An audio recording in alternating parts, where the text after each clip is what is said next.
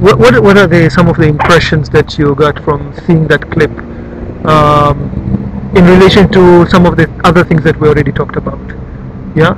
Yeah. Again, I see a lot of the gender that you were talking about, particularly women representing something, as opposed to men. Yeah. In this song, we have a really rich woman and a really poor man, and it's in the dream of this poor man that this woman stumbles across him and falls in love with him. Yeah. Yeah. Well, for no reason that we can tell, but anyhow, but and that really brings all sorts of blessings into his life. And so clear, but it seems perhaps the roles are reversed right now, because in the other movie that we had, Nikusaidiaje, the woman was poor and dependent on the man. Whereas in this case, the man is theoretically, poor, but maybe not it's not clear whether maybe he's dependent. Okay, let's kind of zoom in that idea there. Nice observations, but I think there's something else happening here. First, Professor J fashions himself as a poor man. Okay, now that has a lot of resonance with the audience itself, that artists are an extension of people's consciousness. Artists are advocates of poor people. We're seeing that. We're seeing it in his dress, we're seeing it in his lyrics. I'm waking up, he's waking up from mkeka, from a mat. I mean, he doesn't have a bed. This person is living a really poor life, and you will see that he's pushing mkokoteni, a cart, which is like the lowest of the low jobs in Dar es Salaam. Yeah, but again, he is representing a certain periphery within Dar es Salaam. Yeah, those who have, those who don't, uptown, downtown. Maisha ya kishenzi. Maisha ya kishenzi means almost like a savage, barbaric kind of life. You don't know where the next ugali is gonna come. Yeah. That is the life he's living. Now, when he meets the woman, and the great observations, when we meet a woman, we see women in these songs as a trope. Yeah. In Nisaidiaje, the woman is from the village. A woman represents certain ideas about Tanzanian's cultural values. Yeah. Here, this poor man has worked so hard to get very little money, but he walks and he sees a woman and he wants to have her. So you can't feed yourself, but still you can't really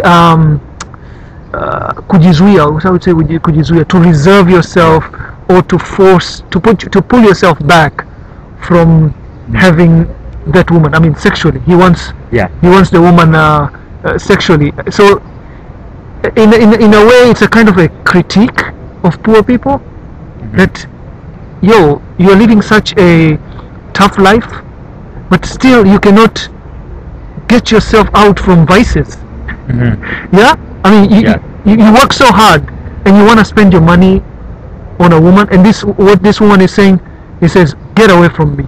Okay, you don't have the money that can buy me, or you don't have that money that you can have me. And that's a recurring theme, right? For males growing up in this Bongo tradition, like, the poverty does that mean that I can no longer somehow fill a male role or something like that? Does that mean that women will despise me or something like that? Yeah. I mean, I think you see that clearly with the woman saying that you don't have the money to have me, and so it is the man who is supposed to have that economical power, the power to buy women the necessary things, jewelry, cosmetics, buy them house, those sort of things. And here we are seeing that Professor J can't provide those sort of things, and in some way is dwarfed. Is dwarfed by that realization that he can't provide the way a traditional Tanzanian man should. And so for that lady, he's not in the criteria of selection. It doesn't even count. It doesn't even count. But I think, at least my reading again, is this woman is surviving through morally questioned means. Mm-hmm. She's saying you don't have the money Mm-hmm. to be with someone like me. Mm-hmm. So what I'm thinking she's saying is that she lives through sugar daddies.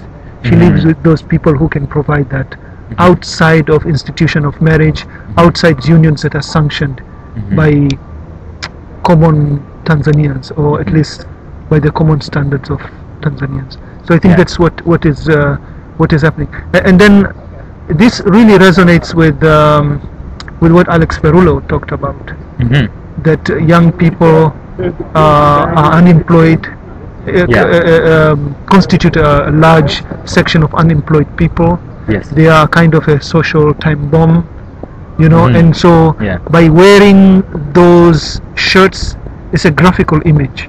It's torn, Yeah, it's torn shirt. shreds, you know, the mkokoteni, which is really strenuous kind of work. Yeah. That is supposed not to use a lot of Mhm. mental power or knowledge, you know. So in that way, it does go back to what Alex Perullo is talking about. The ambivalences of where to classify you. Are they hooligans or are they heroes?